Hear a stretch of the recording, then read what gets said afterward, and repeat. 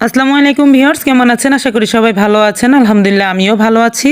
তো আজকে আবার আরেকটি নতুন রেসিপি নিয়ে আপনাদের সামনে উপস্থিত হয়ে গেলাম নাহিদ আশা কিচেনটিতে। তো আশা করি আজকের এই রেসিপিটা আপনাদের খুব বেশি ভালো লাগবে।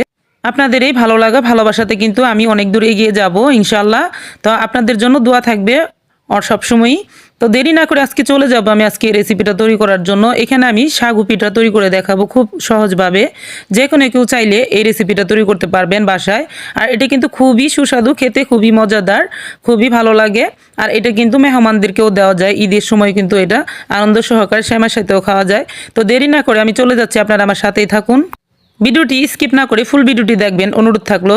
তো এখানে প্রথমে আমি নিয়েছি হাফ কেজি সাগু। আর সাগুটাকে আমি এখানে তিনটি ভাগে ভাগ করে নিয়েছি, তিনটি বাটিতে। তো একটি বাটিতে আমি বেশি করে নিয়েছি, সেটা আমি হোয়াইট কালার রাখবো। আর দুটিতে আমি ফুড কালার ব্যবহার করব। আর আমি এখন দিয়ে দিচ্ছি হাফ চামচে কম কম করে একটু লবণ, যাতে করে এখানে স্বাদটা ভালো থাকে এর জন্য। আর এখন আমি দিয়ে দিচ্ছি পানি, হাত দিয়ে পানিটা দিয়ে মেখে নেব। হাতের চৌলে যে পানিটা থাকে সেটা দিয়ে তালুতে সেই পরিমাণে পানিটা নিয়ে আমি একটু একটু করে মেখে নেব। 2-3 বার নেব, বেশি নেব না। হাতের তালুতে করে পানি নিয়েছি আমি। আর এটা দিয়ে মেখে শুধু রেখে দিব আমি 10 মিনিটের জন্য রেস্টে। তো এভাবে মেখে রেখে দিলে 10 মিনিটের জন্য সাবুটা কিন্তু অনেকটা নরম হয়ে থাকে।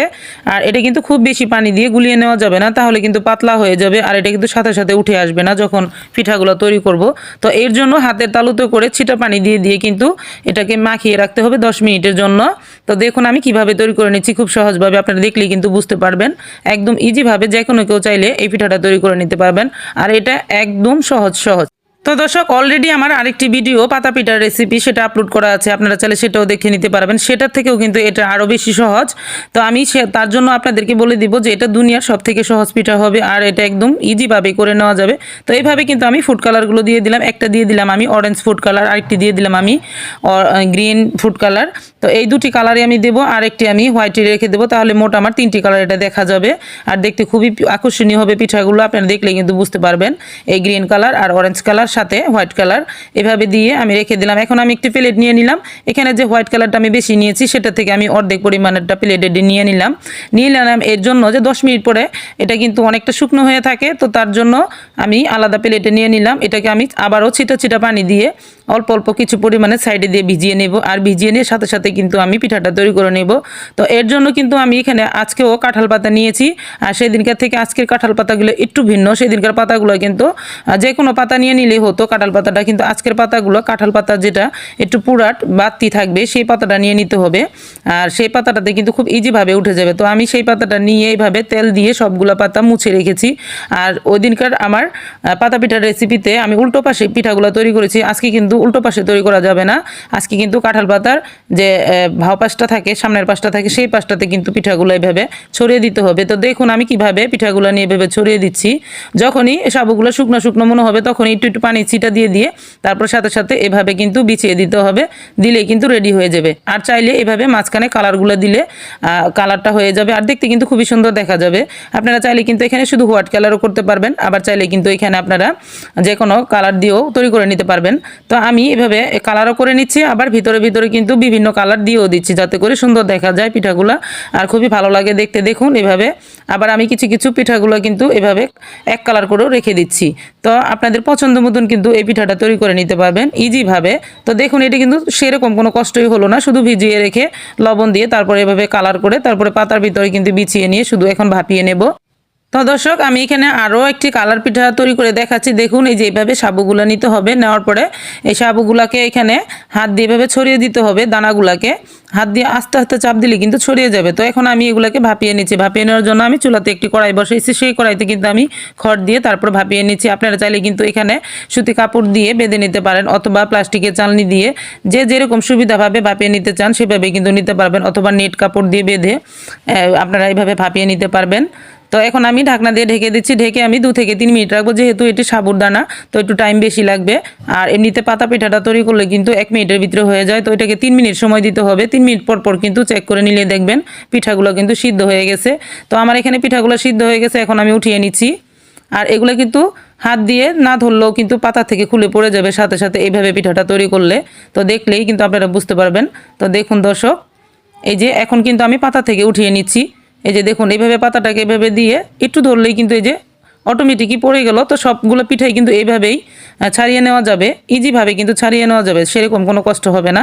তো পাতা পিঠার থেকেও কিন্তু এটা সহজ হলো, দেখুন দেখেই কিন্তু বুঝতে পারবেন। আপনারা চাইলে কিন্তু এই পিঠাগুলো কলা পাতাতেও তৈরি করে নিতে পারবেন, কলা পাতাতে গোল গোল করে শেপ দিয়ে আপনারা তৈরি করতে পারবেন। যদি আপনাদের যেরকম ডিজাইন দিতে ইচ্ছে করে সেরকমভাবেই দিতে পারবেন, 3 কোনা চাও করতে পারবেন, 4 কোনা চাও করতে পারবেন, আবার এইভাবে পাতার ডিজাইনও দিতে পারবেন আপনাদের ইচ্ছা, আবার গোল করেও কিন্তু ডিজাইনটা দিয়ে দিতে পারবেন। তো আমি কাঁঠাল পাতা যেরকম আছে সেরকম করে কিন্তু পিঠাগুলো তৈরি করছি। তো দেখুন আমার এখানে সবগুলো আমি একইভাবে ভাবিয়ে নিলাম।